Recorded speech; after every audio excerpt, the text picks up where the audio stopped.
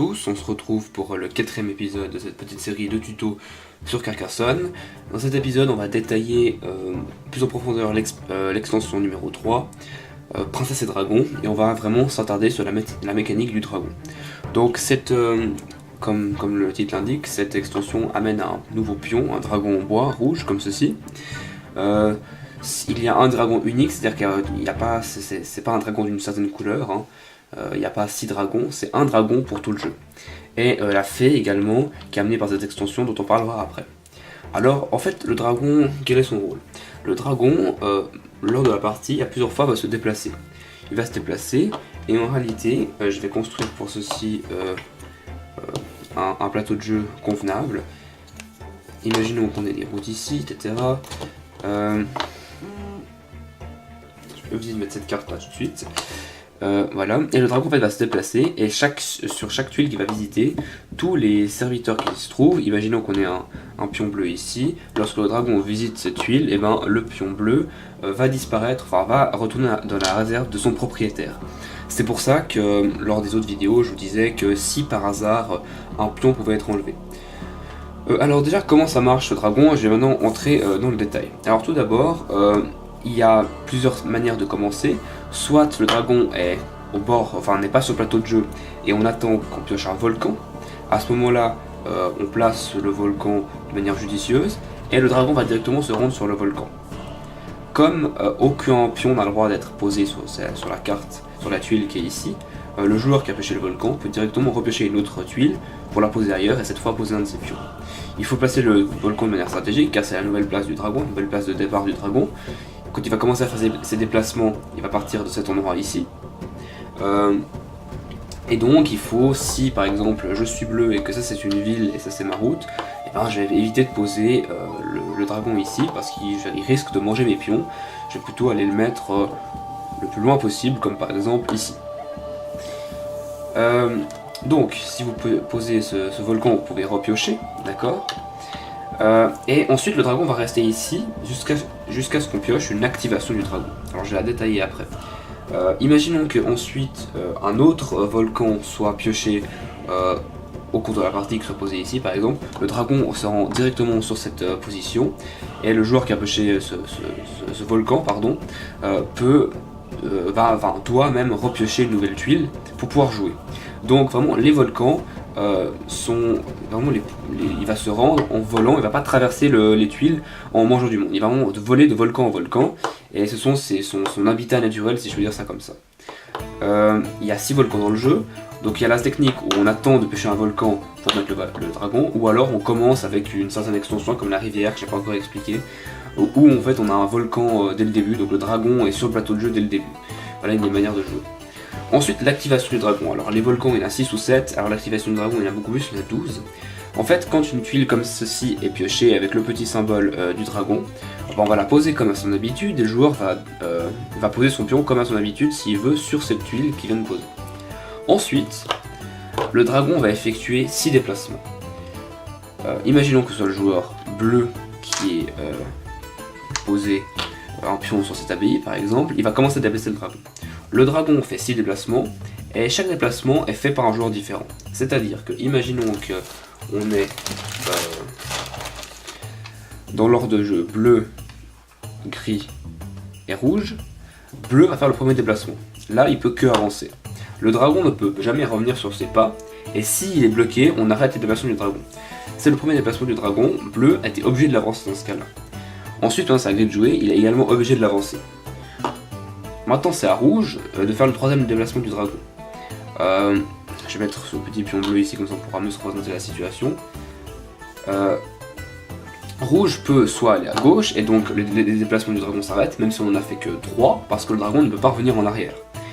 Et si rouge décide d'avancer, et maintenant c'est nouveau à bleu de déplacer le dragon, vu qu'on a 3 joueurs, et donc chaque joueur doit faire 2 déplacements. Imaginons qu'on ait 5 joueurs, et ben tous les joueurs vont déplacer une fois, et celui qui a déplacé le dragon en premier va pouvoir le jouer 2 fois. Donc vraiment toujours 6 déplacements tant que c'est possible. Maintenant c'est à bleu de jouer, alors si bleu va ici, le dragon est bloqué, mais il va être obligé de retirer son propre pion de cette ville. Et donc ici, bleu a intérêt à avancer, et donc là il est fort probable que gris, qui qui fait le 5e déplacement, eh bien mange l'autre pion bleu, mais qui ici a beaucoup moins de valeur que le pion qui était sur la ville. Et donc ici le dragon est bloqué parce qu'il ne peut plus revenir en arrière, et le déplacement du dragon s'arrête, c'est fini, et on continue à jouer. Donc c'était bleu qui avait pioché cette carte activation de dragon, maintenant c'est à gris de jouer, et le dragon, c'est important, reste en place. Donc il reste ici jusqu'à ce qu'il y ait soit un volcan, dans ce cas il va voler jusqu'au volcan, ou alors une activation du dragon, une autre carte comme ça, et à ce moment là le dragon va partir, faire un nouveau déplacement à partir de cette tuile-ci. Voilà pour le dragon. Et donc vraiment, lui, il est vraiment ravageur, et donc c'est pour ça qu'il faut jouer de manière stratégique, et c'est un bon moyen de détruire des constructions adverses pour ensuite les piquer par la suite. Imaginons que bleu, ici s'est fait enlever, gris, si ensuite pioche une carte ville, va pouvoir ensuite venir s'incruster dans cette ville qui maintenant lui appartient. On va maintenant introduire la fée. La fée a une particularité, c'est que lorsqu'elle se trouve sur une tuile, elle protège cette tuile. Imaginons que le dragon parte d'ici, il fait 1, 2. Le dragon ici est contraint d'aller ici, parce qu'il ne peut pas visiter une tuile où se trouve la fée. C'est interdit. Alors comment est-ce qu'on joue la fée? Au début, la fée est au bord du plateau de jeu, et en fait, après chaque tour, si vous n'avez rien joué, c'est-à-dire qu'imaginons que je pioche cette carte, je la mets ici, mais je n'ai pas envie de me mettre sur la route, ni dans le pré, ni dans la ville, ça ne me paraît pas intéressant. À ce moment-là, j'ai le droit de prendre la fée. Et imaginons que je sois bleu, vu que j'ai des pions bleus ici. Voilà, je suis bleu. Et donc, à la fin du tour, vu que je n'ai rien joué, j'ai le droit de prendre la fée, où qu'elle se trouve déjà sur le plateau de jeu ou encore à l'extérieur, et d'aller protéger une tuile où se trouve un de mes partisans. C'est important, vous devez protéger une tuile où se trouve un de vos partisans. Vous n'avez pas le droit d'aller la mettre, par exemple si le dragon est ici, d'aller mettre devant le dragon pour le bloquer. Ici par exemple j'ai le choix de protéger cette tuile ou de protéger celle-ci. Et donc si le dragon venait à venir là, là il serait contraint à aller dans cette direction. Peut-être encore une précision au niveau du déplacement du dragon, je n'ai peut-être pas été assez clair, c'est vraiment toujours une tuile à gauche, à droite, en haut, en bas. Donc vous ne pouvez pas faire des déplacements de 2 par exemple, et vous n'avez pas le droit d'aller en diagonale. On est vraiment sur des déplacements très simples, donc ici ce serait 1, 2, ou bien 1, 2, 3, 4, ou bien 1, 2, 3, 4, dans ce sens-là, et on peut très bien imaginer, et donc ici c'est que la situation n'est peut-être pas assez claire et pas assez grande, mais imaginons qu'on ait quelque chose comme ceci, si je trouve les tuiles adéquates.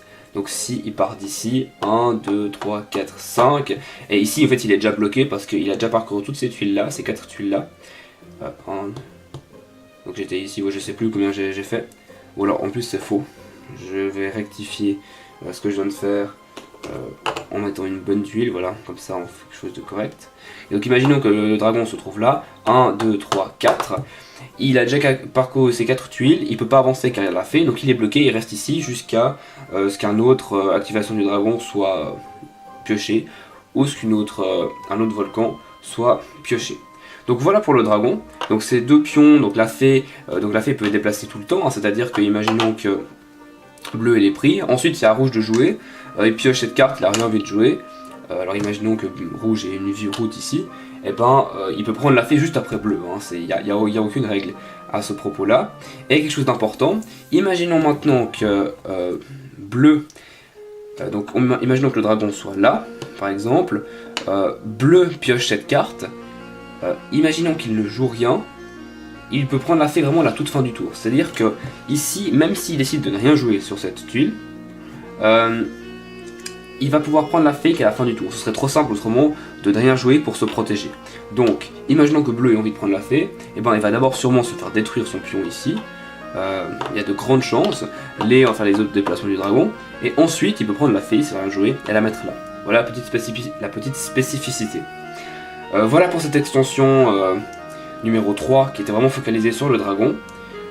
J'espère que j'ai été assez clair. Voilà.